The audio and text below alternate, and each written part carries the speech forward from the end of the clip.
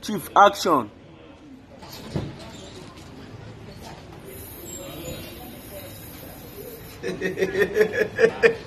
Can't you see I am smiling so loud because it is month of May? I want to use this opportunity to invite all of you, my fans, friends, families, brothers, sisters, subscribers, and followers to my forthcoming birthday, which is taking place on the 19th of May. 19th of May, after this Sunday, the next Sunday at Mimi's Place, Owerri, beside All Seasons Hotel. Please come and celebrate grace. You are not celebrating me alone. Rather, you are celebrating and you are tapping grace of God upon my life. If you celebrate the celebrant, God Almighty will make you a celebrity. So please come and celebrate me so that God will make you a celebrity. Remember, it is God that gives life. And whoever that is alive, if you find yourself living in good health and in good measure and in